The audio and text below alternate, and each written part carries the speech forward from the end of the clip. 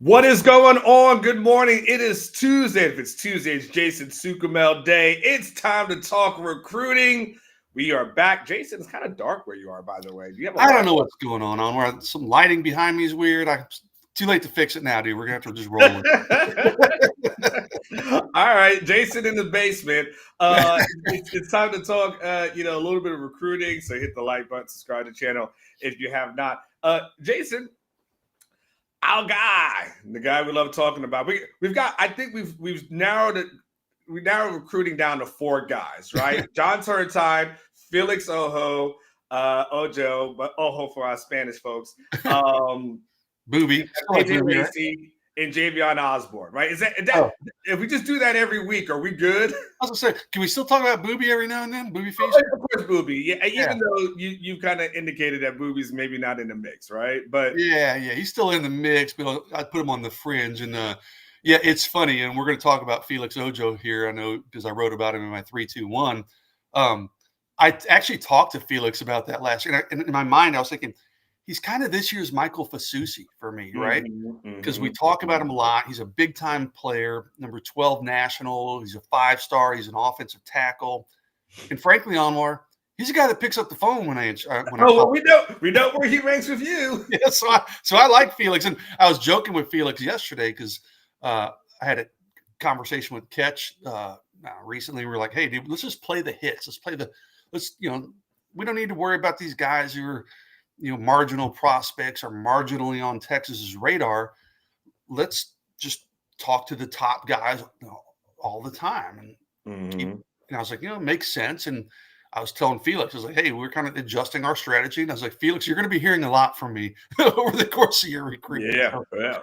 But he's a great player, really good kid to talk to. And I got an update from last night and put it in my 3-2-1 last night. So it's a pretty fresh update. Yeah. Well, yeah. I mean, look, you know me for all these years. You know me, quarterbacks and receivers, and I've never swayed from that. And I will say, I can't wait, Jason, until you give me a quarterback prospect that Texas is looking at in 2027, and I'm going to be super hype about that. So I'll hammer you about that later. But Felix, I don't know, Jason, is this technically his final top 5 that we're in? Because it looks like when you had an update, he only had 5 schools in there. So I'm going to assume, and we know what that sometimes does, that this is basically his top 5. And if it is his top 5 and there's nobody else involved, I'm kind of curious as to where you think Texas stands and some of the things you talked to him about. He's actually released, and so many kids and so many numbers. I can't remember if it's a top 8 or a top 10. But those things are always so flexible on one. Here's the deal. He's got 5 official visits set up, I think is what you're referencing. And that's usually pretty telling when a guy sets up 5 official visits or 4 or 6 or whatever it is. Those are usually, even if they haven't come out and announced it, those are usually the top ones. But he does have, so he's got the 5 officials. But prior to that, he is taking some unofficial visits. He's going to Notre Dame, Ohio State, and maybe Florida. He might swap out Florida with Texas, which is of interest to people that are watching this show. So I wouldn't rule out, Notre Dame's not scheduled to get an official visit. Ohio State is. Florida is not scheduled to get an official visit. So you got 5 official visits. Then you got 2 schools right now that are scheduled to get unofficial visits. So maybe you could call it like a top 7-ish. And I'm looking at my notes here. It's crazy, dude. For unofficial visits, he's going April 10th. He's going to Notre Dame. The next day, he goes to Ohio State. Then the next day, he goes to Florida. So boom, boom, boom. Yeah, I'm like, how are you going to get any time in with these schools and coaches, man? Those are quick visits. So he's got those 3. Not a lot of sleep either. Yeah, well, he's young. He doesn't need it. Yeah. Unlike you and me. Takes me like 2 weeks to adjust to these time changes. No teenagers sleeping pretty late, though. Well, you know what? Mine sure as hell do. Yeah, exactly. Mine sleep till like dinner time.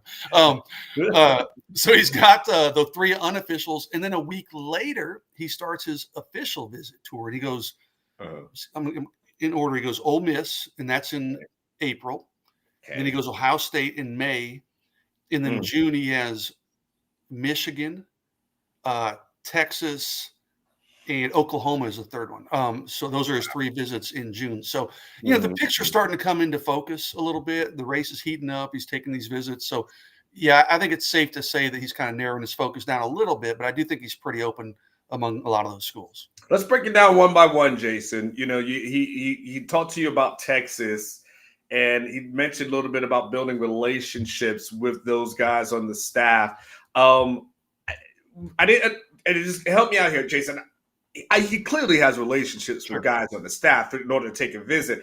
Is he trying to develop deeper relationships with the guys on the staff? Like, give me an understanding, like what that means. Yeah, these coaches have been recruiting him. Kyle Flood and Sark as well have been recruiting him for a while, so he has a relationship with them. But it's different when you spend an official visit. You spend 48 hours. You're around those guys pretty much all weekend. So, yeah, I think deeper relationships, like you said, is a good way to describe it. The other thing he mentioned, not just with Texas Anwar, but with a lot of schools, like he wants to get a player's point of view. He wants to talk to the players and hang out with the players. And he mentioned a couple guys that he knows at Texas, some young guys like Caden Phillips, and said, hey, I want to talk to them and get their perspective, what it's like to be in the program. So I think developing a deeper bond with the coaches, spending more time around them, maybe seeing them in off season. June, you won't see them in spring football, but you'll see some off season stuff, kind of seeing how they coach behind the scenes. Again, going to dinner with them, spending room in the going over on the whiteboard, discussing stuff. I think it's just more of building a deeper relationship. And then also he wants to talk to players and kind of see what their experience is like, to get a firsthand experience to know what his experience would be like. Yeah, I mean, and that makes sense. And but it's interesting then. So some of the guys that you quoted, so there was, you talked about Texas, you talked about Ole Miss, Ohio State, Michigan, and Oklahoma. Did you want to just get a quick maybe synopsis of what he said about the other schools that are on his list? Yeah, pull up my notes. Is pretty similar. I mean, honestly, if I'm looking at Ohio State, they changed their offensive coaching staff, so he wants to kind of talk to the new staff a little bit, see what they have in store. He said, see what Ryan Day has in store for him. Not exactly sure what that means. If Ryan's going to hand him an envelope of money or something, I don't know. Just talking about his plan of where he sees him. Michigan, he said, again, build a relationship with the staff, talk to some of my guys. So he has some friends there. And he said, experience the campus, see what they have in store. Ole Miss, he said, I've never been to Ole Miss, is what he told me. Sure. So that'll be my first trip up there. So I want to see the campus, see it from a player's point of view. Oklahoma, I thought it was interesting. He said, hey, build relationship with the staff, talk to recruits. And he mentioned a couple guys in particular, including Ryan Fauji and Michael Fasusi, who we've talked about obviously at length. He said, hey, those are my guys, man. I'm friends with those guys. So I want to see those dudes, kind of get their take on what it's been like, in the early part of their career up there in Norman. So, and he's been to OU a bunch, and same with Texas. He's been to Texas several times. So, and I mentioned he's got some friends at Texas. So it's really about just getting a different viewpoint of each school, getting a deeper look. It's one thing when you come into junior days and you got, 500 recruits, not really, but maybe 75 recruits around and parents, and they're like, okay, we're going to give you this tour, and you're all going to get the same speech, and we're going to show you the facilities. But official visits are really more in-depth. They're handcrafted to each individual prospect. So, he'll get a much deeper look at each program on these official visits. But those are some of the things he highlighted when I talked to him. Any chance, Jason, that Oklahoma forgets to stay in contact with Felix and somehow, some way he doesn't take a visit? Jason, people may be unfamiliar with this story, and it's not necessarily in our backyard, but it is one of the more peculiar ones that I've heard in recruiting in a while. Can you pull that up and tell everybody what the OU Rivals website reported this weekend? Because it is pretty a doozy. I ain't gonna lie. I don't even remember, I'm trying to find if they still have it, but it was a 5-star prospect. Yeah, but basically they just Oklahoma had a big recruiting event on Saturday, I think it was this week. Okay, it was the first weekend. Brandon Arrington is the guy. Yeah, I'm looking at it right now. It's the first weekend when dead period was up, and Brandon Arrington out of California, number 11 nationally, ranked as an athlete, but a 5-star prospect, was supposed to come in for that called a junior day because they call it like some kind of, I forget what they call it, but Oklahoma had a big junior day, if you will, on Saturday. Well, Brandon Arrington was supposed to come in from California, again, 5-star prospect, future freaks is what they call it. But a late miscommunication led him to cancel the trip. And I'm just going to quote our Oklahoma site. So according to Arrington, quote, we had it locked in a while ago, and coach told me to post it. So post it on social media. Mm-hmm. He texted me one day, but I think my dad didn't respond or something because he was at work. And he said, you really got to call my dad, honestly. You can't just text him. So then he thought that because my dad didn't answer, everything was off. So he ended up canceling the visit. And then he posted his list of favorites and just said, hey, he said, I might take them off my list. And he did. So Oklahoma went from having this kid come in for a visit because they didn't like consistently reach out to the dad. Brandon Arrington just dropped him off his list altogether. Oklahoma's no longer being considered. So, and it's funny, like that's on their, on OU Insider, the rivals.com website. Yes. For OU. Onward. It's got 2 pages of responses. If I posted that oh my God, on Orange Bloods and said, hey, Texas had a lack of communication with Justice Terry or Felix Ojo, Justice Terry from last year, of course, it would be 15 pages deep, dude. Like it would be insane. So yeah, so it looks like I don't want to say a lack of effort, but a kind of a lack of effort, a miscommunication cost Oklahoma a chance at Brandon Arrington, a 5-star prospect out of California. So. Jason, I mean, you don't, in recruiting, it's not like you send one text message and you're like, well, good, God didn't respond. I mean, I guess we just got to move on. Like, hey, I don't do that as a recruiting reporter, Anwar. I mean, come on, man. I would never get an interview if I gave up after one time. I mean, it's just unfathomable. It shows. That's why I made the joke as relates to Felix as we talk about it. I'm like, well, is there any chance that Oklahoma, doesn't return a text message, or guy doesn't return a text message? Like, well, I guess not. I mean, first and foremost, who's everybody in that recruiting department? You don't necessarily need to be fired, but there needs to be like an ass chewing of massive proportions, because that's a huge dropping of the ball there. I don't know if it's an indication of Oklahoma and where they're at right now, but it's pretty damn embarrassing. And you're right, Texas could not be able to pull something like that off. So, all right. So, so do you have any sense as it relates to Ojo, and again, Ojo for my Spanish speakers, what his timetable looks like as relates to, when you think he may start getting close to the decision, or is this a thing that could play out for a while? No, he's told me, and again, I mean, these things can always change, of course, but he's told me he wants to decide this summer. He doesn't have an exact date. I'm trying to recall. He doesn't have an exact date, but I think he just told me before his senior season begins. So, he'll take those visits starting in what, April, and he's got 1 in May and then the 3 in June. I would expect Anwar probably July or August. That's when most of these guys shut their recruitments down. It's rare anymore that guys take it into the fall of their senior season. The Michael Terrys of the world, the Justice Terrys of the world, those guys are few and far between. So Felix has told me probably this summer sometime. So I would assume July, possibly August, if he's not ready in July. And I see, I think that's Ben G in the chat says, what's your gut on Ojo coming to Texas as of right now? Well, Ben, I have Texas as my pick right now. I think I have a feature cast in, but it's not going to be easy. I mean, everybody thought Michael Fasusi was going to be easy at this time last year, and it wasn't, obviously, right? I think Ohio State, I do think Michigan, I think he really likes Oklahoma. I'd be surprised to see him go to Oklahoma right on the heels of Michael Fasusi going there. But I think Ohio State is going to be a pretty big threat for Texas. And he really likes Ole Miss. I tell you what, he's never been to Ole Miss, but he really talks up Ole Miss. Michigan's always going to be a factor. You always got to worry about Michigan. But Ohio State, and I thought this before talking to him this week, he is going to Ohio State in April for an unofficial visit, and then he's going back for his official visit. Okay. Mm-hmm. That's the one school that we know is getting 2 visits in the spring. Well, I guess both of theirs in the spring. There's 1 in April, 1 in May. To me, I'd feel a little better about my Texas prediction if I knew Felix was coming in for like a Texas Junior Day or Texas practice, spring practice or something. But right now, that is not on the calendar. Now, will that change? Could it change? Yeah, I kind of expect it to. If Texas ends up having a big recruiting weekend. They say, hey, Felix, we really want you here this weekend. I think he'll probably make an effort to come in. But yeah, I just, excuse me, I feel pretty good about Texas's chances, but it's going to be a dogfight. I mean, they're going to have to roll up their sleeves and work on this one. And I think Ohio State might be the biggest threat. You know, Jason, kind of interesting. As it relates to Felix, and it's interesting. And Sark talked a little bit about this yesterday in his press conference. He's kind of talked a little bit about early enrollees, how he uses it kind of as a rarity. You used to be a rarity.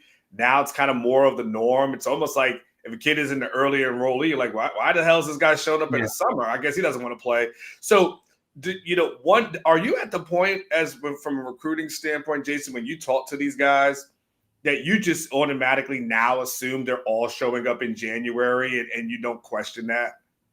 Pretty much. I still usually ask them, or it usually comes up over the course of our conversation over several months, but it's rare that I specifically ask. And you're right. I get that question a lot, like on Orange Bloods. I do these Q&As or whatever. And people say, who are the early enrollees of our committed guys? And I'm like, you know what? Let me just save some time and list the 3 guys who are not early enrollees, right? Yes. It's a hell of a lot easier. Yeah, pretty much, man. All these dudes now graduate early. And you're right. Sark mentioned it.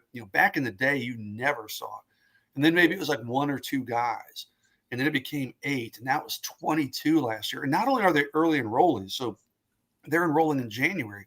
You had a few of them on more who they didn't enroll, but they were in Austin in December going through bowl practices with Texas. It's just bizarre to me. But, I tell you what, I found out. Michael Terry, Justice Terry, Michael Terry, and there was another one. Oh, was it Lance Jackson? I think it was Lance Jackson, right? Lance Jackson, yep. I've kind of found out through firsthand experience, like, school's freaking weird now, dude. My daughter's a junior in high school. Every other day she goes in late or she gets out early. And I'm talking like not her skipping class, just like she has off periods. I'm like, what is up? Like my other daughter had the same thing. My son graduated a semester early, and he didn't make that plan on where it wasn't like he was working on his first semester of his senior year. If you remember, he went to Japan. Lived over there. He just talked to his counselor and said, hey, how can I make this Japan thing work? They said, hey, you've got to graduate early. So he did that like, I don't know, October of his fall semester of his senior year. So it wasn't like he had some plan like 3 years in the works, and he was able to graduate early. I need to take a class online, do this, that, and the other. So I don't know. It's not that difficult to graduate early, and we're seeing, obviously, like you said, more and more. It's almost the norm for these college football players to do it and go ahead and get their career started early. Jason, I know you got about good 5 minutes or so left here, but a couple of things. One, someone asked you in your column that was interesting. Where do you think this 2026 class will be? And it's funny to me because there's always this panic in the winter, panic in the spring, and then the next thing you know, Texas is in the top 5, right? So, and I'm almost at the point where I'm just like, all right, just check back with me later, right? We'll get there. We'll get there. What's your thoughts though, as when it's all said and done, where Texas is going to be? First off, I just recognized you're wearing a Cedar Park Timberwolves hoodie. I almost wore my Rouse Raiders hoodie today. Yeah, we could have some high school rivalry stuff. Yeah, exactly. To your point, instead I got my Port Aransas hoodie on, by the way. I haven't been to Port Aransas in like 10 years, so that tells you how old this hoodie is. Hey, our Orange Bloods hoodies are even older than that because Kenny never got his new ones in the last 15 years. So there's that. My wife always says, you need some new clothes. I'm like, well, I only got like 3 holes in this one. It still serves a purpose. But where do I think this class, I get that question like every year, where do I think this class will rank? And my answer, and again, my 3-2-1 I posted last night so people can go read it there. I said, you know what? I should know better than to doubt this staff, right? Because it's the same thing, like you said, every spring we're like, why is Texas only at 3 commitments right now? And they're number 31 in the team recruiting rankings. And you got schools like A&M and USC and some of these others who are just racking up early commitments. And this staff doesn't really push for early commitments. They do a good job of closing late. Usually July and August is when they kind of start their run, and then they close with a bang in December. So I'm still going to predict a top 5 class, but it does make you a little gun shy when you look up and you're like, oh, wait, these other schools have 10 commitments and Texas only has 3. And I don't know that there's any others that are going to come down the pike here anytime soon. So, this staff has earned the benefit of the doubt. So I predicted a top 5 class.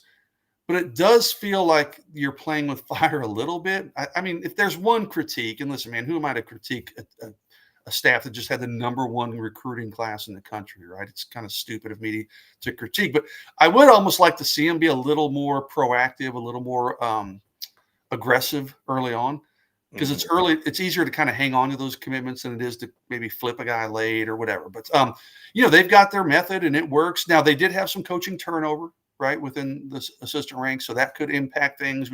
We still need to wait to see how Dwayne Keenan and Mark Orphy and Chad Scott and some of these other coaches are as recruiters, but ultimately Sark's the closer, right? So I don't think it affects things too much. But yeah, I'm going to give the staff the benefit of the doubt and say, hey, I think it'll be a top 5 recruiting class.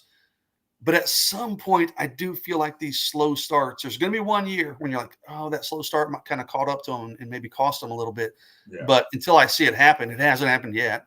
So until I see it happen, I'm going to say, hey, this is going to be a top 5 class, I think, for Texas. All right, Jason, go be a dad. Yeah, sorry, it's short notice, guys, but I got my knucklehead, bonehead daughter.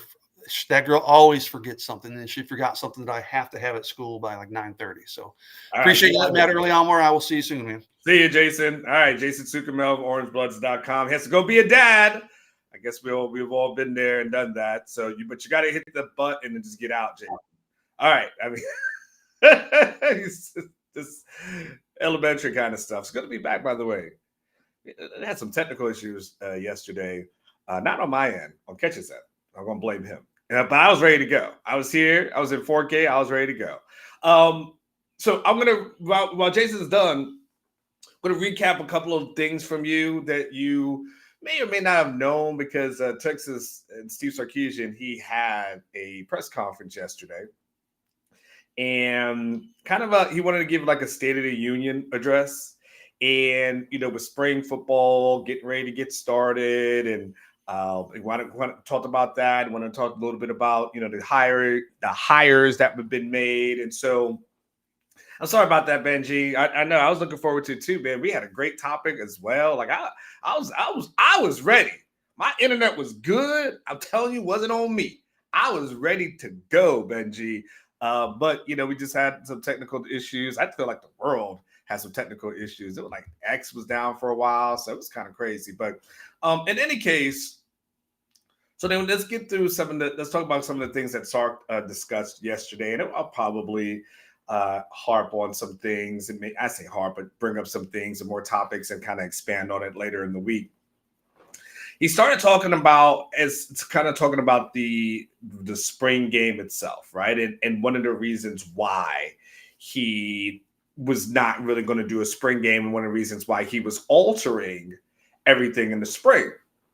And he pointed to that there are 27 new scholarship faces on the team, 22 high school kids and 5 transfers. And so his belief was with spring ball getting ready to get started on the 25th of March. So mark your calendars, 25th of March. Not like you'll be there, but you just know certain things that happen.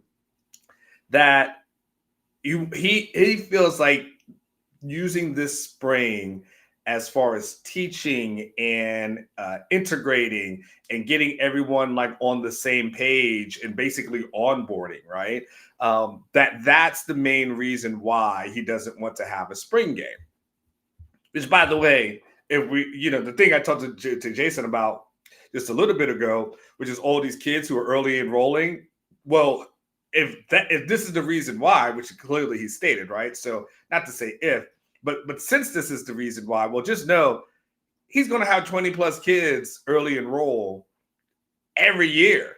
Like, it's not going to decrease, right? And so at the end, and hell, if you're a kid, you want to get on campus in January. Why you want to get that NIL check? The hell we waiting for? Why am I going to wait until the summer? Give me now. So because of that, you got to know that that's always going to happen. What does that mean as a result? You're probably not going to see a spring game. Like that thing, spring games are going to be that thing that you and I talk about, 20 years from now. Like, do you remember what the spring games were like? And saying like, we're going to know, but our kids aren't going to necessarily know about it, right? Or at least our grandkids won't know about it. So he kind of explains that that's the reason why. And he said it's not because of tampering or anything to that effect. He just wants to make sure that everyone gets on the same page with their teaching and all these other kind of things. So someone asked, and it was Joe Cook had asked about like these. So since it's going to be like OTA kind of style, which is basically how do they do in the NFL, what does that kind of look like? So again, he talked a little bit about, traditionally they've been kind of a 2-spot kind of operation. And basically you would have like the 1s versus 3s and 2s versus 4. And he said this spring, they're all going to be on one field. And he said, we're all going to be on one accord, right? And so, you're minimizing some of the team reps for, the older players and getting some of the younger people involved and maybe extending some of the little individual periods. They'll have some more teaching periods and they still will have some scrimmages. And he says it's going to be a little bit more controlled, right? And so that's what the spring is going to look like. That's what OTA style practices are going to look like. Basically a huge practice, but just kind of pacing themselves kind of as they go through this whole thing. We talked a little bit about Dwayne Akina and having him back on staff and talked about it being kind of a natural fit. And someone had asked him about, do some of these young kids know who Akina is? And is like, yeah, I think it may be Cedric Golden that asked about it. And he said some of these kids may not know who he was. And some of these kids may have been elementary school. I think Sark joked this. I don't think some of these kids were born when he coached. So, which by the way is the thing I always say. I always talk about certain things like, everybody talks about the old school and, the LHN, which was the History Channel. And these kids don't know that. They don't know. These kids have never seen Vince Young play. Like, you got to tell them who Vince Young is. I talked to someone in there who was younger the other day, and they're like, I never saw him play. So I got it. So I totally get it, right? So he talked about Akina, but he also said that it's interesting. I talked to someone about this, actually off topic, off of what Sark said. So interesting. I was talking to someone last night. By the way, I feel like I spent my entire days just talking to different people. And they said, yeah, Akina may be older, but he operates and moves like a person who's in his 40s. They said he is sharp. They said he's got energy. Like you would see when you see him on the practice field, he does not seem like a person who's in his 70s, right? He's like that person moves and operates differently. You wouldn't know his age based off of how he moves. So I was like, okay, well that's kind of good to know. I guess we all want to be like that. Ain't golly, I'd love to have that, right? So, but he kind of talked about Akina being kind of in the mix as kind of like a little bit more of the glue that they've been able to have. I think an important thing that was important to know, and these are things, some of these I've kind of reported, some of these I have not reported, but guys like Derek Williams, CJ Baxter, DeAndre Moore, and Colton Vasek are guys who will not fully participate in the spring. I think I previously had the stuff about Williams and Baxter. Moore was kind of a little bit of a new one.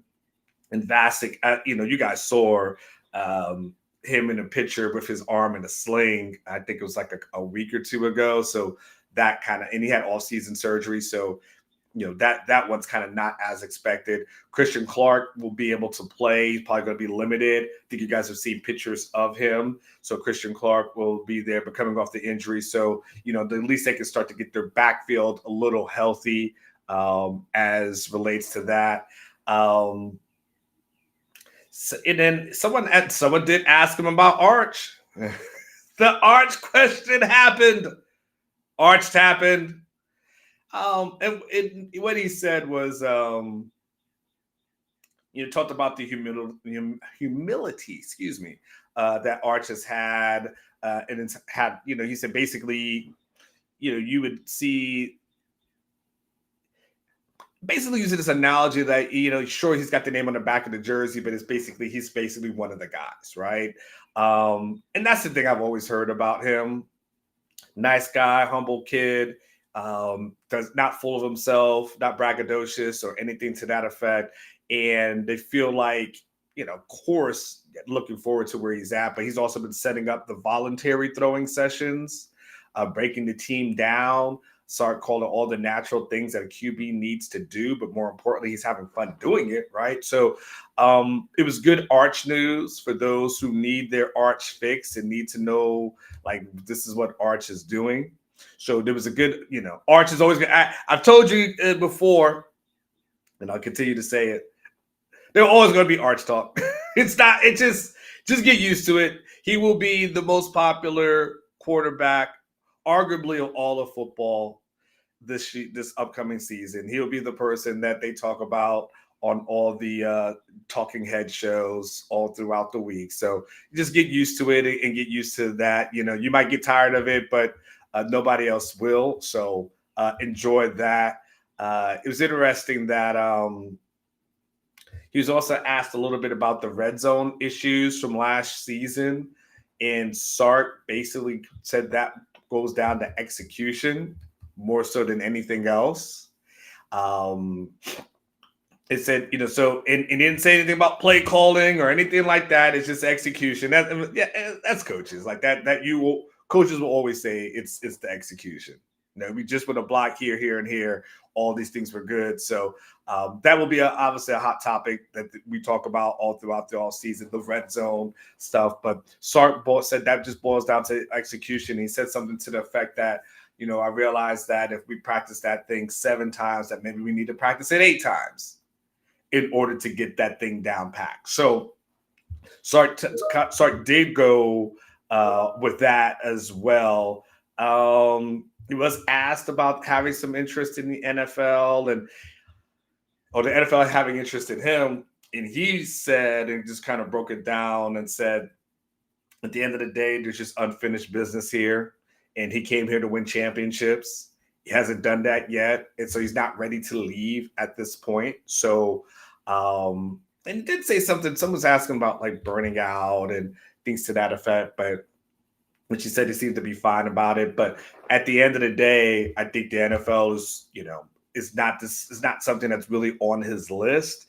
And the thing, Sark's smart enough to know this.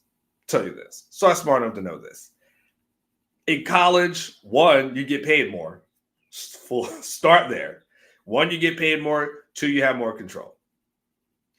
In the NFL, you're a coach, they hand you a roster. They're like, there you go. That's what you work with.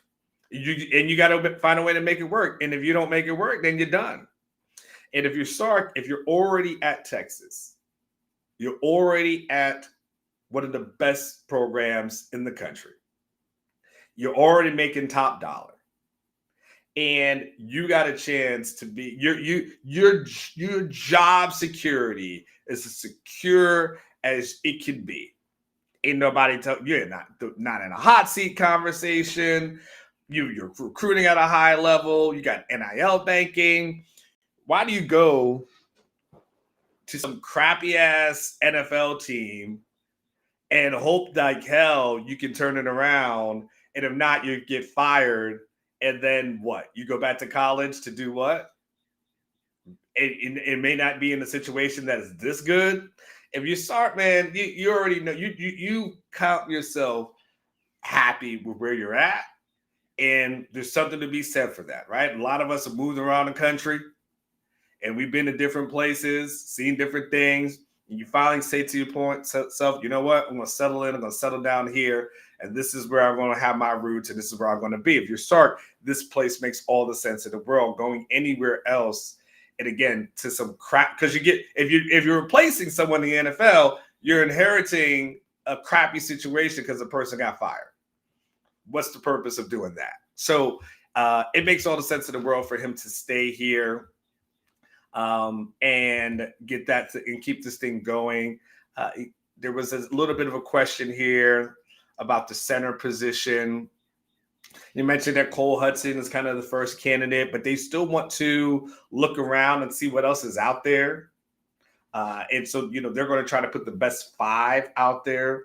Now, clearly, I mean, Trevor Goosby's not going to play center, right? So let's be clear on that, right? So, what I'm saying? Maybe he could. I don't know. But clearly that's not going to happen, right? So, and then, so he was also asked about Jelani McDonald being at the safety or the star position. Sark talked about they utilize him a little bit at the nickel position. But basically that he's a versatile guy that can pretty much play anything. So, he said, he could be a hybrid for them when they're in like the 12 personnel. He could play safety, star, dime. So it looks like McDonald could be moved around a little bit. Looked like Cole Hudson. I know coaches like to say, hey, we want to put our best guys out there. Totally understand that. But at the end of the day, you got to figure out who your starter is. There's that. And one of the last things is that I asked him a question. I got the last question in of the press conference. I've got the very last question in. And I asked him about how hectic December and January were for him. When you start thinking about signing day, you start thinking about the transfer portal. They go into SEC championship, playoffs, right? And then you got people who join campus in January. You still got more playoff games, right? And Sark really went down a really interesting description of that thing, because he started talking about how difficult it was. One of the things he pointed out that I thought was really interesting, but I did point this out last year, but hell, we do so many damn things in life. It's always good to remind ourselves of it, is that Sark also had to spend time, at least a week, retaining guys once their season ended. So when you're in the playoffs, so there's a transfer portal window, right? And we know when that opens and closes, but that doesn't necessarily apply to teams that are in the postseason. So once the window closes in December, and I forget what date it was, so I'm just going to make up one because I don't really remember it, but I'll just make up a date. Let's say it's December 19th. Well, Texas is still playing. And so the teams that are in the postseason, those players have 5 days from when the season ends to enter their names in the transfer portal. So while the portal is closed for all the other teams because their seasons are pretty much over, something like to that effect, then Texas is, and again, I don't remember a specific date. So Texas in the Final Four. Well, now you've got this week where 5 days essentially, but week that all the programs in the country are like, oh, cool, Cotton Bowl just ended in January. Cool, let's go after your guys. And they had to spend a week doing some heavy retention. He said that was probably one of the more challenging things as far as like the off season, is like making sure you keep these guys, because everybody else that stuff is done, but there's these other things that are going on as well. So he talked about that, and I found that to be a really fascinating portion of it. He talked about obviously the onboarding process, and said like it is a hectic thing. It is a hectic thing. But I've talked to people behind the scenes, and again, they'd say he's got support. He's got support staff. He's got Brandon Harris there helping him with things. We can have another Brandon Harris. We can say the Brandon Harris conversation for another day. But at the end of the day, hold on, Jose. But at the end of the day, I got you, Jose. I got you. Just give me a second. At the end of the day, the biggest thing that he needed to do is really just focus in on things like kind of task by task, one by one, and how he was able to accomplish that. So, as college football is crazy, he wishes the calendar was a little bit different. Obviously, having a transfer portal window start before the playoffs is beyond ridiculous. You can't imagine the NFL or any other sport having free agency start right before the playoffs. Like, just no sport does this other than college football. And then at some point, college football has got to, change the calendar. and really make a transfer portal window in the spring, but you can't be doing it like this. And I understand its complexities because maybe people graduate in December, right? And so, of course, they need to have some sort of window, but there has to be something better than this, because this doesn't work and it's stressful and taxing, and you can't have people who are just losing their players, and you also can't have players who feel the need that they have to make a decision because they feel like, man, I need to make a decision right now. Because, like Malik Murphy, like, well, I would love to be a part of this thing, but I need to find a home, so I got to roll. So he did talk a little bit about that. I think those are kind of the highlights there. And Jose, you asked me, okay, off topic. I'm a goalkeeper yourself. I'm sure you're aware about the expensive clubs. What is your son's favorite brand? I don't know if we have a favorite brand yet. We are just kind of keeping working our ways through it. Met a guy who had a connection with some goalkeeper gloves, and we're kind of rolling through that. So I don't think we have a favorite brand yet, but if you have a recommendation, feel free to hit me up, email me. I don't email my Orange Bloods thing. I don't know. It's connected to Gmail. I have not been able to get that thing refreshed since February. So email me at my burner account, which is NFLAnwar@yahoo.com. You can always hit me up there. And then we could talk a little bit more off air, Jose. All right. Got to roll. Recruiting show should be coming up. Hopefully Jason got done being a dad. I'll be back tomorrow. I'm gonna figure out. I'm gonna try to bring in somebody who I want to interview. I just haven't figured out who. So I'll work on that. Y'all remember, live each day like it was last. One day it will be. So go out and enjoy yourself. Do something special for yourself today. You absolutely deserve it. Ain't nobody gonna love you like you. So do something nice, even if it's a nice little lunch. Do something nice for yourself, because you the bomb. All right, y'all. Y'all take care. Let me get out of here.